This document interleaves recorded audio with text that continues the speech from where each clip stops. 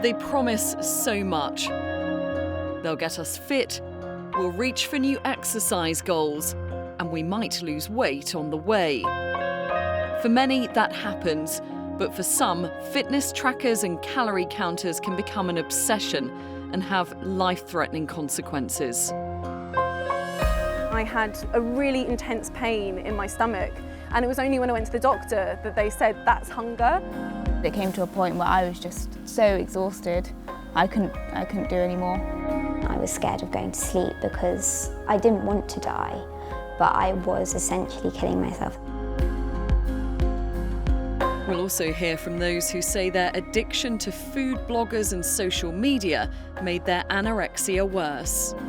There is a possibility that I might never be able to have children. I just thought, like, how is it possible that I've put myself in so much danger? The lead medical professional saying, I need to tell you your daughter's at risk of heart failure.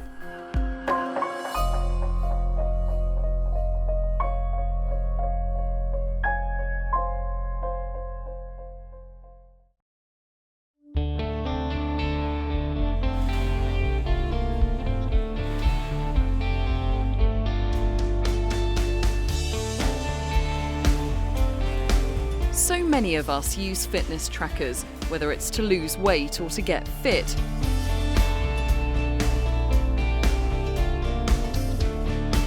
For most, they are an aid to achieving their goals, but for some, a dangerous obsession.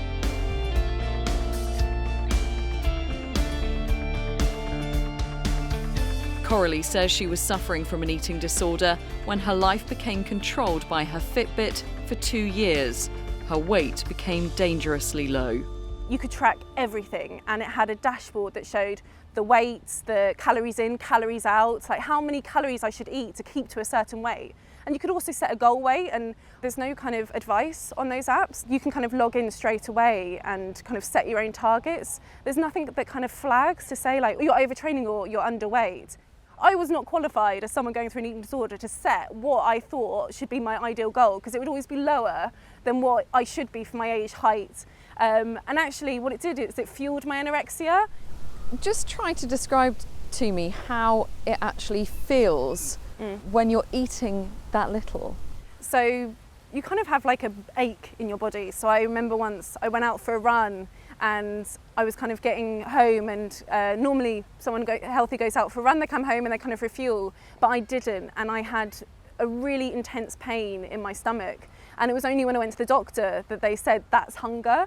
But even having that kind of empty stomach feeling after a run wasn't enough to kind of see me onto recovery at that point. I actually lost my period pretty soon after I started my period. So I had amenorrhea for about 10, 11 years. And with a lot of people with anorexia, that might never come back. So for me, that was kind of a big warning sign. But also anorexia has such control that for me, it wasn't big enough for me to actually get help.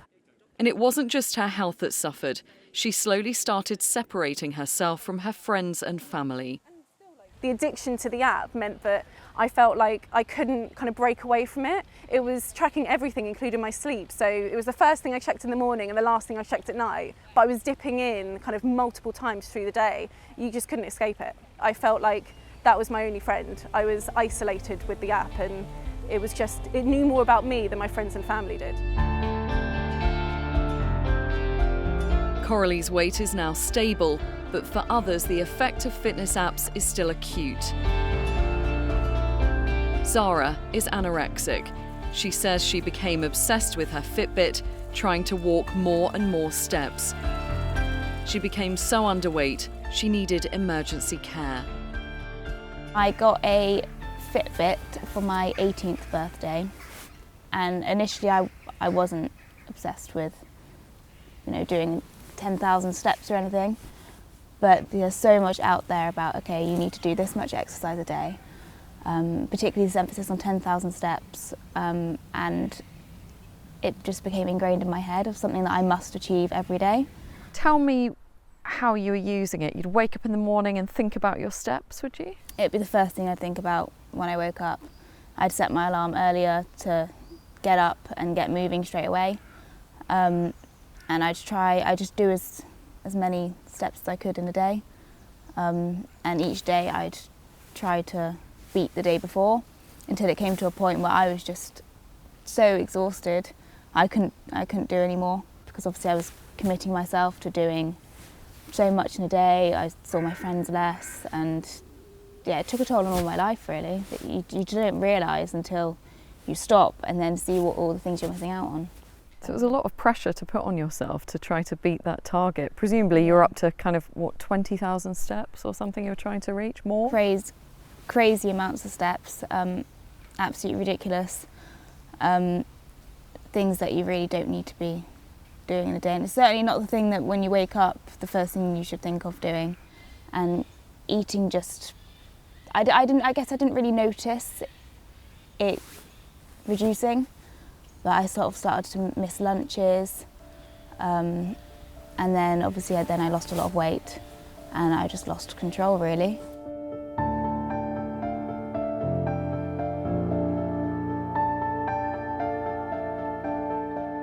When you buy a Fitbit, it does come with a health warning. It's in this manual. It says consult your doctor before beginning any exercise and before use if you have any pre-existing conditions. But it's below lots of other general warnings, including not to use your Fitbit in a sauna or steam room. We asked them for a comment and they gave us this statement. At Fitbit, our mission is to empower people to lead healthier, more active lives by providing them with the data, tools, inspiration and guidance to reach their health and wellness goals.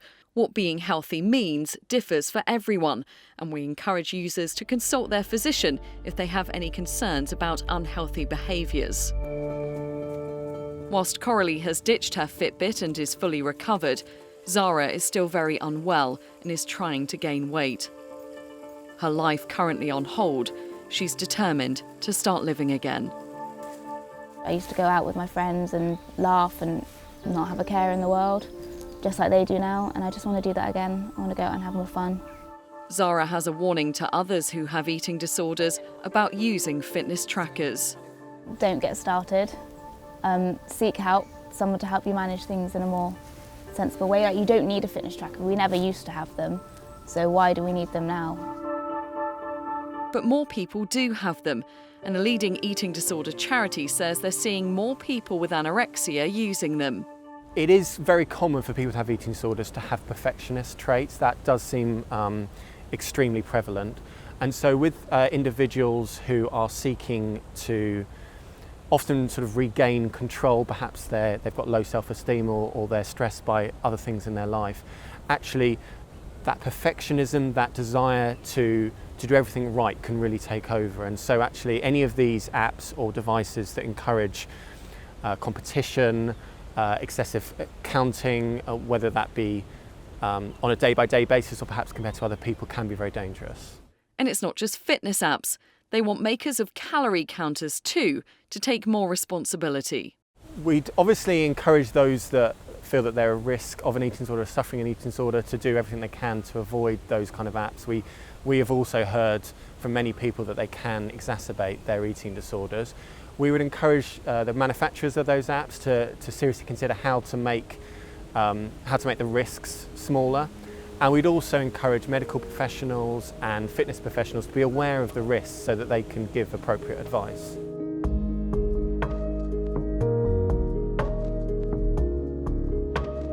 Evie has been living with an eating disorder for more than a decade. Dangerously underweight, she says she used the calorie counting app MyFitnessPal to record what she ate. When I was really, really ill and I was about to be admitted, I put all my food in and I'd say complete the day. And a notice would pop up being like, you've eaten under the minimum recommended amount, this is not safe. And I'd use that in a negative way, being like, okay, I've done what I need to do today, I've eaten as little as I can. Talk me through a day on MyFitnessPal when you were eating the least. Okay, so I had fat-free... We're not telling you exactly how little she ate because it could be dangerous for other people with anorexia. But Evie's weight dropped so low she needed hospital care. It got to the point where I couldn't walk to the shops. Every single muscle in my body was aching. My heartbeat, I could feel it was really irregular. And that's when I was scared of going to sleep because, I didn't want to die, But I was essentially killing myself, and that's what my family were trying to tell me. But because I was so underweight, I wasn't able to process that. It's emotional hearing you talk like that, because I can tell that your family must absolutely love you and wouldn't want you to feel like this, because, you know, it's an illness, isn't it? Yeah, but I think, again, with mental illness, I don't understand it, and I've had a diagnosis for 10 years. Once I'm removed from the situation, I can see logically, and every time they'd want to talk to me after, I'd be like, I remember I got to my room after an argument, I'd be so embarrassed to come downstairs, because it's like afterwards I'm a completely different person, and it's so difficult to explain that to someone. I never wanted to lose weight. That was never ever a goal for me. It was more just controlling the food that I was eating. Experts treating people with eating disorders say for some of their patients, calorie counting apps can be dangerous. The problem with an eating disorder mindset is that they will always try and beat everything. So if you set them a target of 2,500 calories, they will never hit 2,500 calories. They'll always go below, always. Because they can't quite trust the body or you, because the eating disorder is so strong. So that sense of undercutting, like you were just saying about, you know, eating less calories, almost feels like a badge of honour. And it almost feels like, well, I can survive on less than what everybody else is saying. It's almost quite evangelistic. It's not, but it is almost that kind of, well, I'm empowered by feeling hungry and I don't need as much as you're saying I need. And that's where the eating disorder mindset is so complicated and difficult, and that's why it is a mental illness. It's not, the physical side of things comes alongside it, and obviously that's the bit that we all start to panic over, because when the physical body starts to break down, that's when we notice that something's really wrong. But the mental side is affected a lot earlier.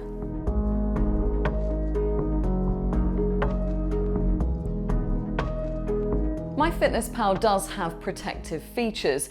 It warns those who record too few calories to review their goals. It also restricts people from entering a target BMI below 18.5. That's the level considered underweight. Its parent company, Under Armour, says it's committed to encouraging healthy fitness goals, eating habits and weight management among its users. And of course, other experts and many who use MyFitnessPal say food diaries can help with reaching a healthy weight. But not for runner Amy. She says it left her living in fear of eating more than her target calories for 3 years. If I exceeded it, I'd lost control of everything, and that was my biggest problem, was I needed the control. It kind of became a game of how many negative calories I could be in a day, and if I had good negative calories, I'd done well that day. You're down to counting really silly things, you know, you've eaten one grape, oh, record the grape, and that was very negative, because I wouldn't just spontaneously eat. Everything was going in that app every single day. You'd wake up in the night and think, well, what am I going to eat tomorrow? I'd be planning my lunches, planning my meals, planning every little thing, and trying to put it into the app in advance. And it would take hours out of my life to be doing it. The obsession of logging every single piece of food became too much. Amy sought medical care and is now recovered, but realises it could have been much worse. When you look back now and see what you were like, how does that make you feel? Very sad. I lost 5 years of my life. Very lucky I maintained my relationship. You know, some of the things I put my husband through it's just awful, and my parents, and seeing them so upset and unable to help me when all they want you to do is eat and get well. Yeah, it's really sad. You know, I had like big celebrations. I had my 30th birthday, things like that, things that should have been a real celebration of like your life and I missed it all, really. So that's the saddest thing. I'll never get that time back. When you say what you put your husband through, what do you mean by that? You know, he'd see me in like a heap on the floor, just crying and crying and crying, because I knew I needed the help, but I couldn't help myself. And she says she would warn others with eating disorders against calorie counting apps. I'd say don't use it. It's the one app that is probably worse for people than anything else, I think. Evie is now working as a pastry chef, the one job in a kitchen she can do without having to taste the food. And although she's seeking help for her anorexia, she knows she has a long way to go. People hate me when I say this, but gaining weight's difficult. I never realised how much I have to eat, and it is hard, especially when you don't want to eat. So it's not something I enjoy, and I just hope that if there's other people like me that don't actually like being underweight, it's kind of like we're all in the same boat. Like, it's not nice being underweight.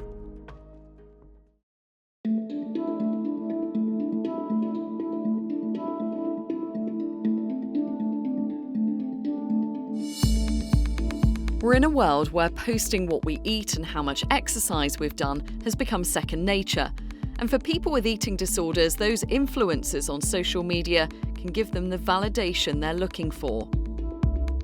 I started looking at what other people's lives are like, and what other people are eating, and I looked to them for validation, and I kind of felt like if I was doing what they were doing, that I was doing the right thing. And I think I've begun not listening to my body at all, and I just started looking to others for verification, and I just kind of lost touch with what my body actually needed and wanted.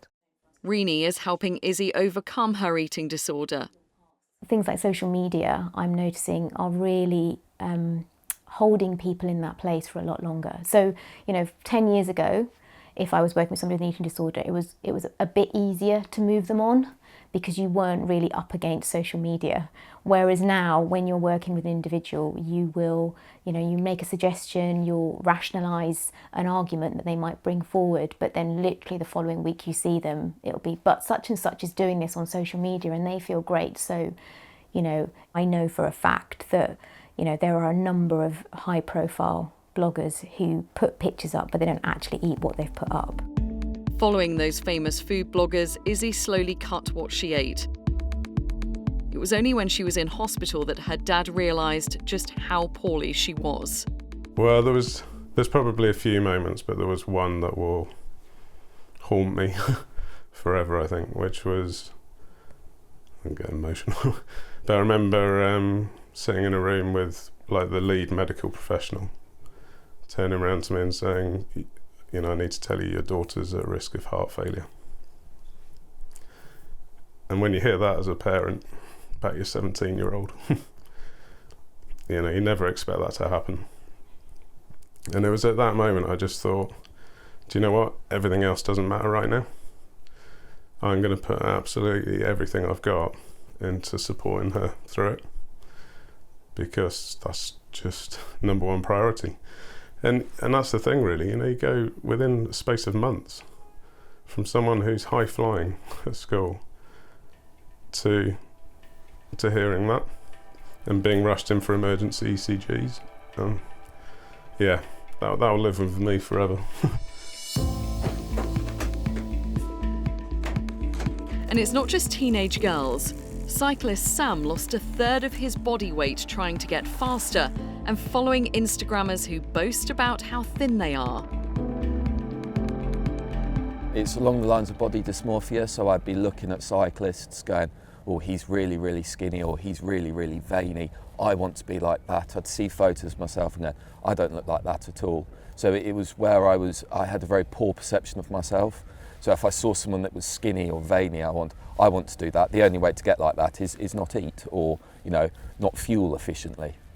So looking at those pictures would essentially make you feel like you weren't as good as them? Yeah, so it's always comparing myself to others and having a very poor personal image and self-acceptance. If you don't mind me saying, a lot of the people that we see who have gone through that kind of thing might be kind of young, impressionable women. Correct. Girls. Correct. Did you ever think it would have that effect on you?